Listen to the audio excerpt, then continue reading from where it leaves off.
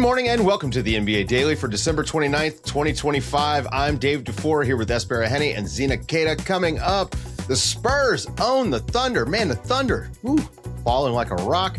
And we got an MVP race update. And after the break, guys, we're going to talk about some happenings around the league and whether they're real or not. Good morning, everybody. What's up, guys? Hello. What up? Hello. Been a minute. Hope you had a great little Christmas break. It'll be another short week for us this week. We're gonna take New Year's off. I was offered a tofu turkey, Dave. I feel like that'd be something you'd be interested in. Tofurkey is good. I had that at Thanksgiving. It's surprisingly good with a mushroom gravy. I agree. Fantastic. Wow. Yeah.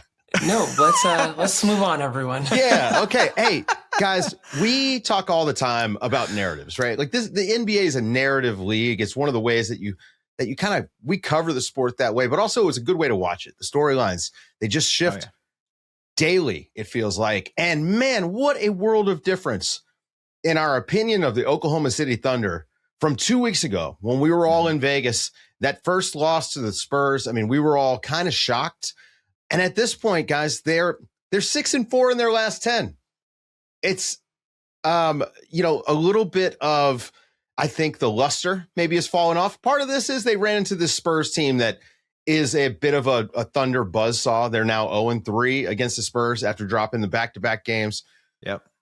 With the last one being on Christmas, they lose that game to the Wolves. We talked about how the Wolves just, they tend to do well in these sort of high pressure games against teams like OKC. So I just want to ask, I'll start with you. Did the Spurs solve the Thunder, or are we just watching, maybe the Thunder get into a harder part of their schedule? Yeah, they're the antidote.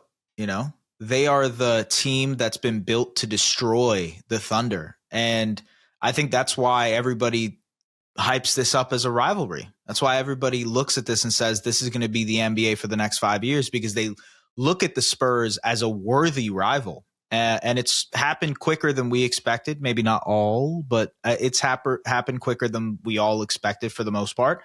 And I think part of that is this team has been constructed in a way that matches so incredibly well with what the Thunder struggle against. Athletes on the wings, a guard tandem or trio that can get into the paint at will.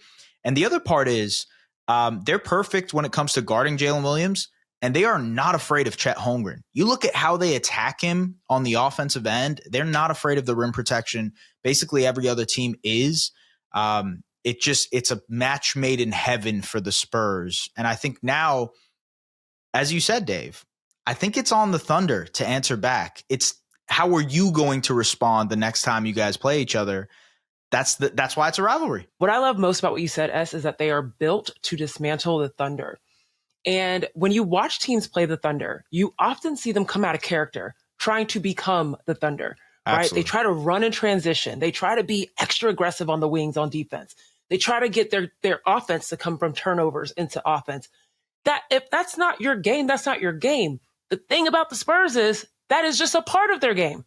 They can play the half court and they can play the fast game that the Thunder like to play. And what you see is basically the Spurs decide, you know what?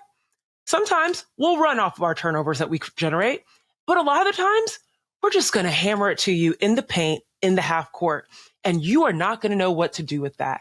The Thunder do not do well with the Spurs paint touches. The Spurs pretty much take away their mid-range game. They don't really have much of a mid-range game when they play the Thunder, which goes against what the Thunder like. They like to get in those passing lanes. They like to try to force you into those little pockets, and then they smother you, and then they run the other way. The Spurs don't have to do that. The other thing that really works for them defensively, we saw this live, and it was really cool to point this out. I think, Dave, you were the first one to point it out to me, of how quickly Victor Wembanyama always switches out with whoever man is going low. So he remains the low man. Oh, yeah. And that makes things so difficult for the Thunder because they are now evading the paint drives that they typically do all day against other teams.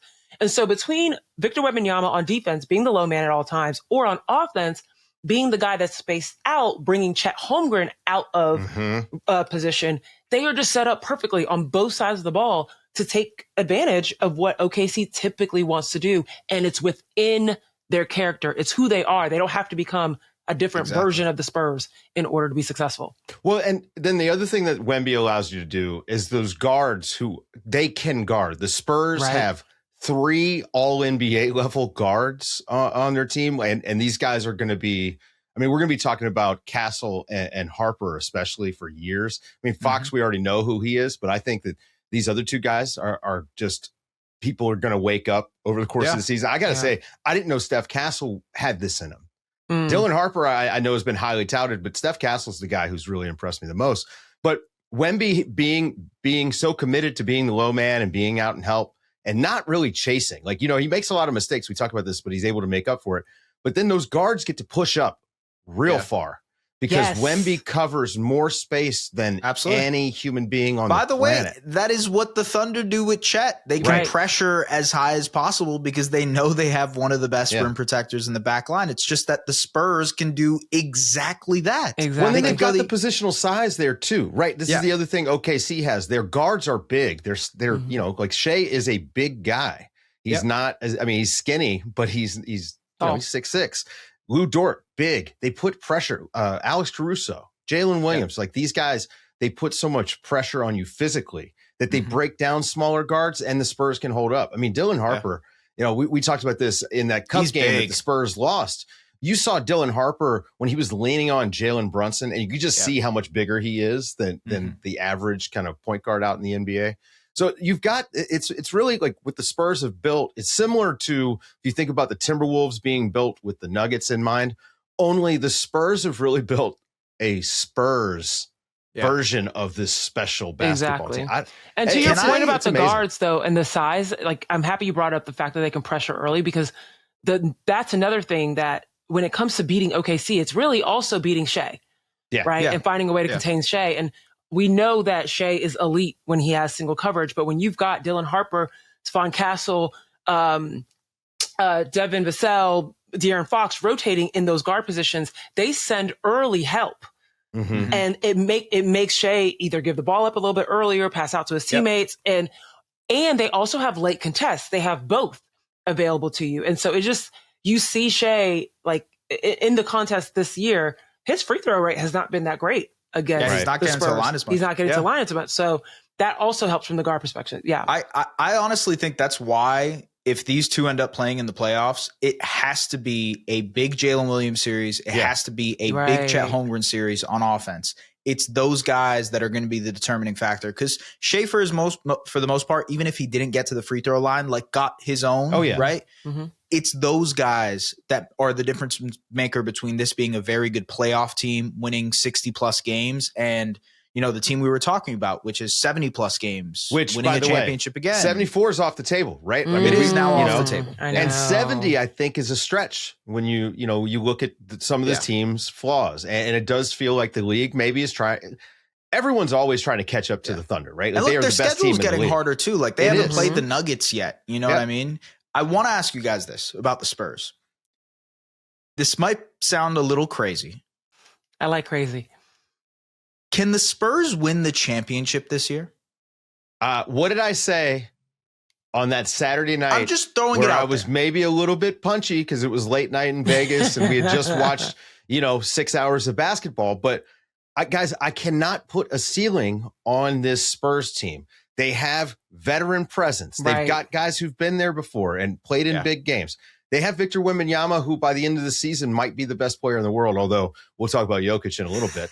And I just, again, they've got 3 guys that I think you could make a case for. Well, I mean, Dylan Harper hasn't played enough, but you see it there in the future for him. So, I don't know. Experience is the only thing holding them back, right? That's the one thing. Experience for sure. The consistency in Victor Wembanyama is like something that we still have to see pretty, 100%, pretty evenly.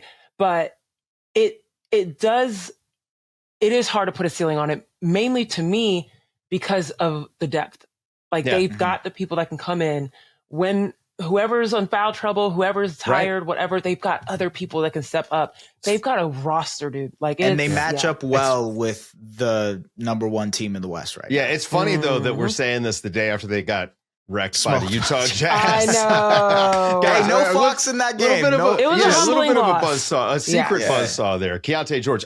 Okay. Yeah. So look, 74 games. OKC, that's off the table. It was a hell of a start to the season, though. You got to Absolutely. tip the cap. Absolutely. Also, guys, MVP race. It's officially back open. Yes. And part of this is, we talked about this. Is it Zena. back open or Thank you, has it Santa. completely Probably flipped? always Thank you, open. Santa. We But can I will think say that. I had Shea as the front runner because Yeah. best player on the best team, and obviously he's putting up crazy numbers, right? Like Mhm. he backs it up with his defense as well. But at this point, I think most people are probably leaning Jokic now that this Thunder team doesn't feel as special, and especially because we watched Jokic just have. I mean, look, 56 points, 16 rebounds, 15 assists.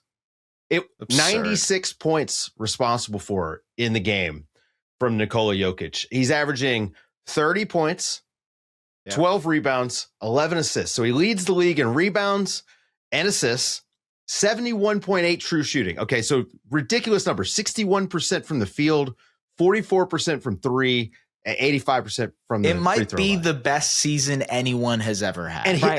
he's And done this- this 5 years in a row. Exactly. And he didn't get Yeah. it last year, which is insane. Okay. Yeah. Both of us have seen this unbelievable tweet from Tommy Beer on X. Let's split it up and telling Dave, who doesn't know what this tweet is laying out. But basically, Dave, Tommy Beer is putting Nikola Jokic's insane season in context.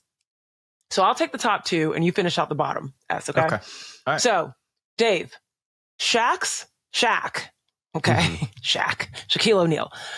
His career high scoring average was 29.7 points per game. That was in 1999 to 2000. Jokic, This year- 29.8. Exactly. Nikola Jokic, 29.9, depending on where you're going. But yes, Sure. 29.8. Just a little higher. Just a We little round bit. down in my house. There you go. I respect it. Yes. Karl Malone, career high rebounding average, Mhm. 12 rebounds per game in 87-88. Mhm. Nikola Jokic, 12.4 rebounds per game. Okay. S, take it out. Take it away. So Jason Kidd's career high assist average no. was 10.8 in 1998, 1999. Nikola Jokic right now, 11.1, and as you said, the league leader in assists. Kareem Abdul-Jabbar's career high field goal percentage was 60.4% in the 79-80 season. Nikola Jokic's field goal percentage right now, 60.4%. Larry Bird's career high three-point shooting Just saying, percentage Dave. This is is great. 42.7. Jokic's right now is 44%. And So to just put- throwing Oh, go other ahead. things, they are now the number one offense. They are also technically the number one offense in NBA history because that's just how the league is going. Well, So I take was gonna some of say- the legends of the game. Just Yeah. like recap it real quick.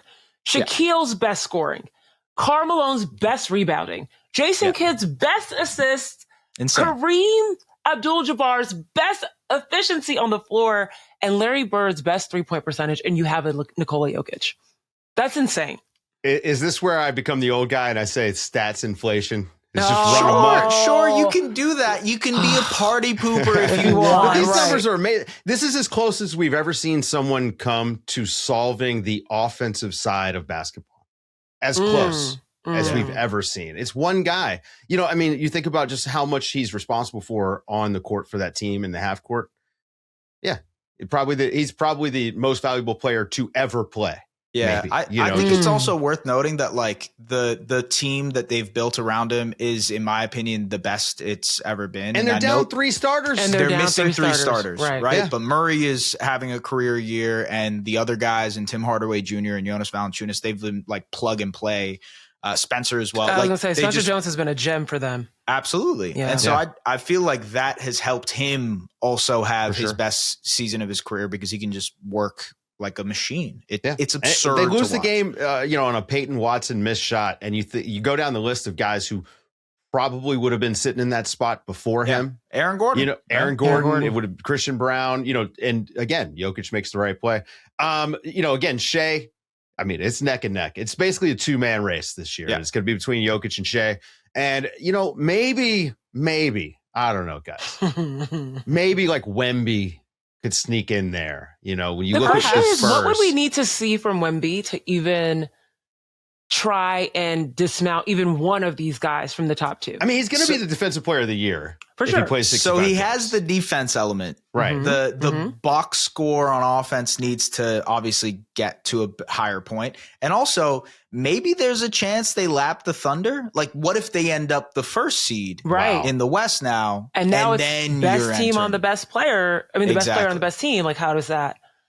Would that be enough for you, Dave? I would say. I mean, would it's say Luka has. It's amazing we've gotten here. Although I still think Jokic, when you think about the carry job that he's doing, being down, you know, the number of guys that they are, Jokic his numbers are crazy, and the Nuggets are going to win a lot of games. So I think that it's probably right now Jokic is the front runner. If you're just looking around the general consensus since the last time we talked about, I this mean, a few what weeks we ago. just showed you with the stats. It's just. Yeah. Shea is right behind him, but what about Jalen Brunson? What do they if they're the 1 seed in the East and he continues to score like this?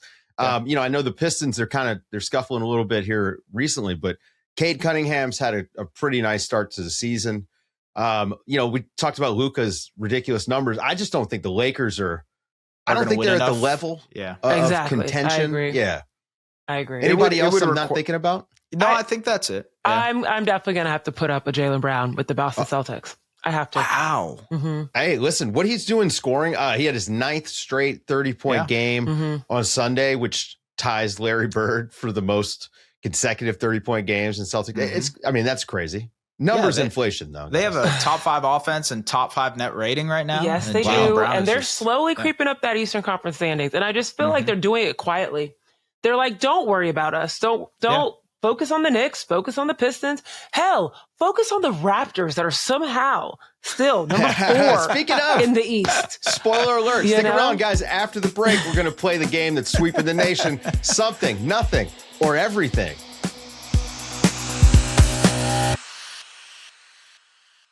All right, guys, it's time for a little something, nothing, or everything. That's where I talk about a thing that's happened over the last few days. And you guys let me know if it's something, if it's nothing, or if it's everything. And look, we just talked about the Raptors. You get the 905 there. What are they, 19-1 now? They are 18-1. Yes, that is correct. Amazing. And by the way, the one doesn't count because it was a tournament cup final, much like the NBA Cup final. Does not count. They're still undefeated. How about that? That's the best start in G League history, maybe? I don't know. Yeah, at this point it is. Yeah. All right. Okay, well, Scottie Barnes had an amazing game on Sunday. RJ Barrett's back in the lineup.